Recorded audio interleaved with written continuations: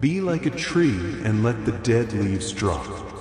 Have you ever felt weighed down by grudges, anger, or resentment? The great Persian poet and mystic, Rumi, offers timeless wisdom to help us free ourselves from these burdens.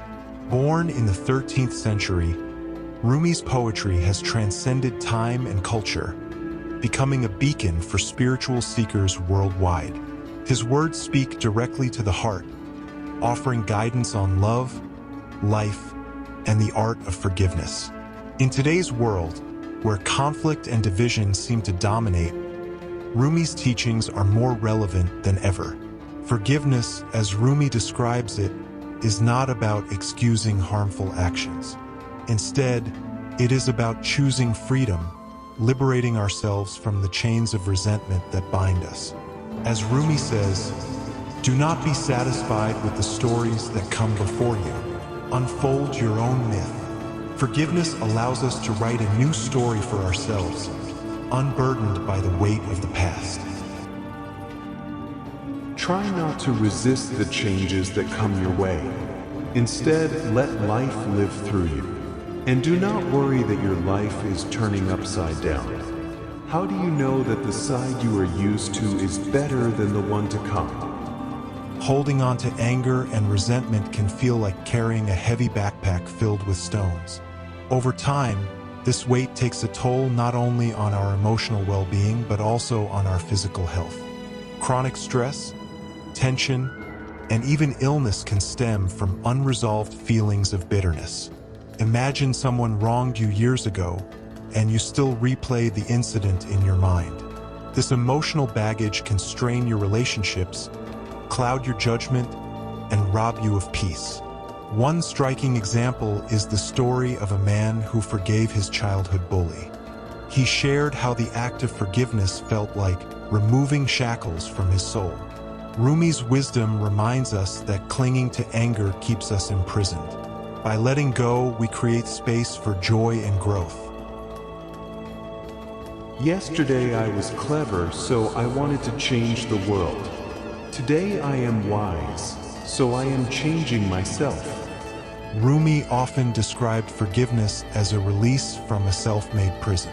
When we hold on to grudges, we trap ourselves in a cycle of pain and negativity. Forgiveness, on the other hand, unlocks the door and sets us free. Rumi believed that love is the ultimate remedy for resentment. He urged us to turn towards love, even when it feels difficult. One of his most profound teachings is, "Let yourself be silently drawn by the strange pull of what you really love. It will not lead you astray." To forgive is to align with love and compassion, both for ourselves and others. When we embrace this path, we find that forgiveness is not just about the other person but also about our own healing and liberation. Don't grieve.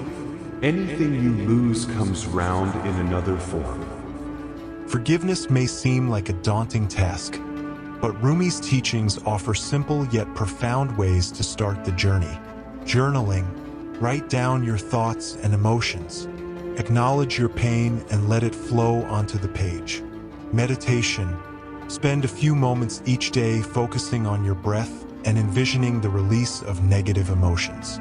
Visualization, picture yourself handing over your resentment to a higher power or imagining a peaceful resolution. Remember, forgiveness is not a one-time act but a process. As Rumi wisely said, "Patience is the key to joy. Be gentle with yourself and trust the journey." With life as short as a half-taken breath, don't plant anything but love. Forgiveness brings a profound sense of peace and liberation. By letting go of the past, we make room for joy, love, and new possibilities. Many have shared stories of how forgiveness transformed their lives, from strained relationships to personal breakthroughs. Take the story of a woman who forgave the person who caused her greatest pain. She described the experience as stepping into the light after years of darkness. Rumi's wisdom invites us to embrace forgiveness not as an obligation but as a gift we give ourselves. So, let's take the first step towards freedom today. Reflect on his words. Raise your words, not your voice. It is rain that grows flowers, not thunder. The wound is the place where the light enters you. Please subscribe us to preserve the legends, sayings, and history.